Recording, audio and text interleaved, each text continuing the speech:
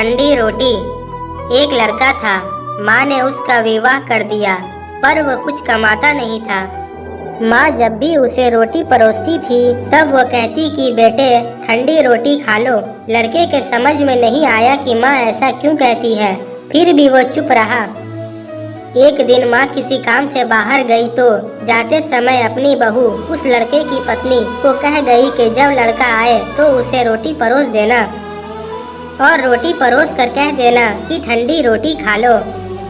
उसने अपने पति से वैसा ही कह दिया तो वो चिढ़ गया कि माँ तो कहती ही है और वो भी कहना सीख गई। वो अपनी स्त्री से बोला कि बता रोटी ठंडी कैसे हुई? रोटी भी गरम है, दाल साग भी गरम है, फिर तू ठंडी रोटी कैसे कहती है? वो बोली कि ये तो आपकी माँ जाने, आपकी माँ ने मुझे ऐसा कहने के लिए कहा था, इसलिए मैंने कह दिया। वो बोला कि मैं रोटी नहीं खाऊंगा, माँ तो कहती ही थी, तू भी सीख गई।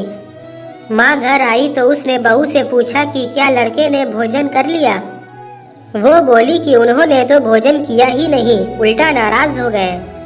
माँ ने लड़के से पूछा तो वो बोला कि माँ तू तो रोजाना कहती थी कि ठंडी रोटी खा लो और मैं सह लेता था, पर अब ये भी कहना सीख गई, रोटी तो गर्म होती है, तू बता कि रोटी ठंडी कैसे है? माँ ने अपने बेटे से पूछा कि ठंडी रोटी किसे कहते हैं? तो बेटा बोला, माँ सुबह की बनी हुई रोटी शाम को ठंडी होती है, बासी रोटी ठंडी और ताज़ा रोटी गर्म होती है। माँ ने कहा, बेटा अब तू ही विचार करके देख, तेरे बाप की जो कमाई है वो ठंडी और बासी रोटी है, मगर ताज़ा रोटी तो तब होगी जब तू खुद कमा कर लाएगा। लड़का समझ गया और माँ से बोला कि अब मैं खुद कमाऊंगा और गरम रोटी खाऊंगा। ऐसी ही अमेजिंग वीडियोस को देखने के लिए हमारे चैनल को सब्सक्राइब करें।